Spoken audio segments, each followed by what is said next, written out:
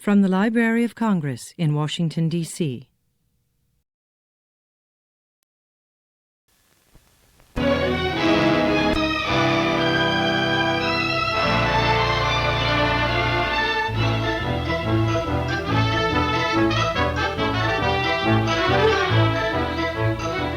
This is the first of a series of motion pictures about motion pictures. How they began, how they are made, and the people who make and show them. It all started less than 60 years ago when their prospects were so poor that Thomas Edison would not spend $150 to protect the foreign rights of his kinetoscope. The movies, like the automobile, grew up in the 20th century. But where the automobile is tangible and real, the movies are light and shadow.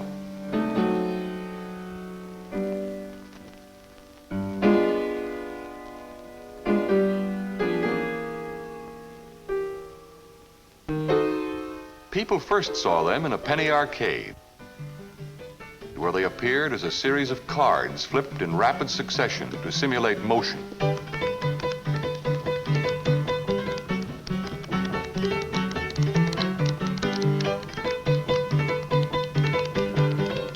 Then a continuous projection machine was made and the Nickelodeon was born. People could now gather in groups to view drama and the great events of history.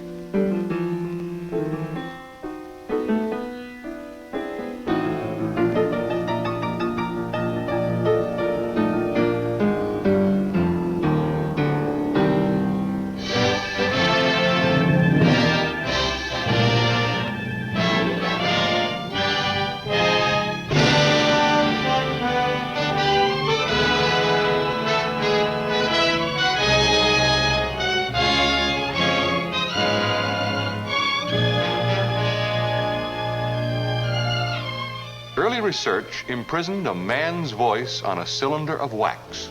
Further research in the field of electronics transmitted sound into audible impulses.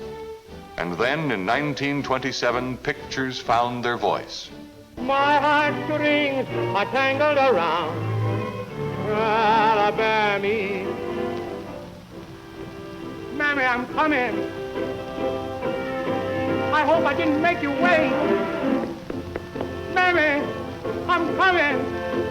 Oh, God, I hope I'm not late. Mammy, don't you know me? It's your little baby. I'd walk a million miles for one of your smiles. For my me. To that which grieves my heart and wet my cheeks with artificial tears and frame my face to all occasions. Can I do this and cannot get a crown? Tut! Were it further off, I'll pluck it down.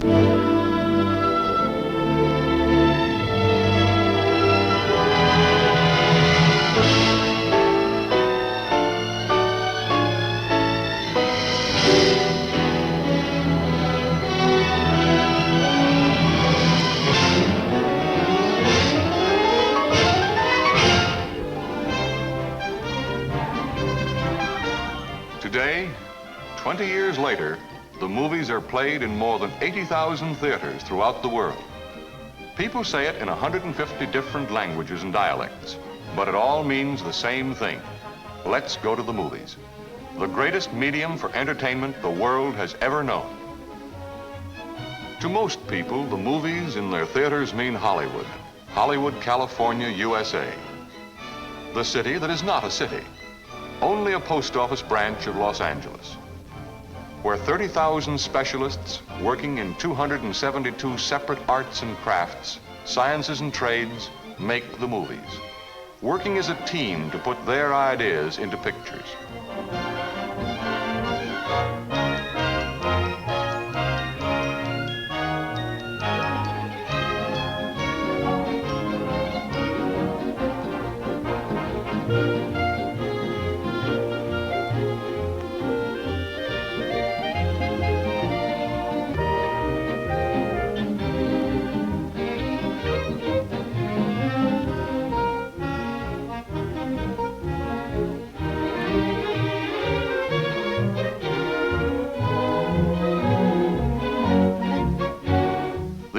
product of their labor is a continuous piece of film about 1.5 inches wide and almost 2 miles long,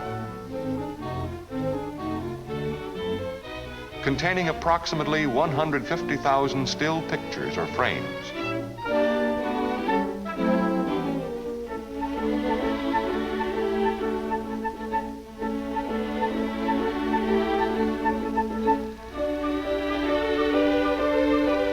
The reason these pictures seem to move is because of the fact that they can be flashed on the screen at the rate of 90 feet per minute, like this. Film is silver-coated cellulose. Cellulose is a byproduct of cotton. And there wouldn't be any movies if millions of bales of cotton weren't grown each and every year in our southern states. That cotton is shipped all over the country in order to go through a process like this. From cotton to cellulose, to a thin sheet of celluloid. Then silver is used to sensitize the film. The film industry uses more silver from our western states each year than is needed to plate all of the knives and forks and spoons that are used in this country. But cotton and silver are only the beginning. It takes a lot of other things to make the movies. It takes lumber and plaster. It takes paint, electric power, and all of the varied products of the gigantic factory that is America. It takes science, a lot of American know-how, constant tinkering in the laboratories in Rochester, Schenectady, and Wilmington, experimenting with the mysteries of electronics, continual research, people constantly working to improve the qualities of photography and the reproduction of sound. It takes a lot of people, most of whom have never even seen Hollywood. People working in publicity, advertising and exploitation, in distribution, arranging dates and schedules, inspecting, repairing and servicing film in exchanges, from where it is shipped to thousands of theaters, most of which are independently owned. These people are working for your entertainment, making it possible for you to say, let's go to the movies. There are so many interesting facets to its arts and crafts and sciences that each one takes a separate film to tell part of the story.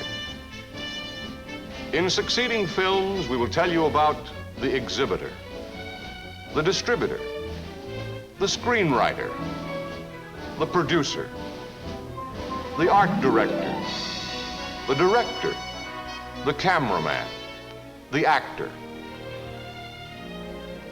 the sound man, the music director,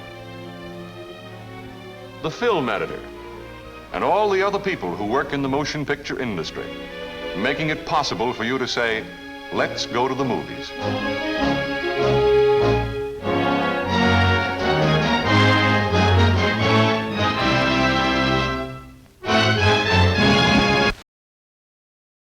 This has been a presentation of the Library of Congress. Visit us at loc.gov.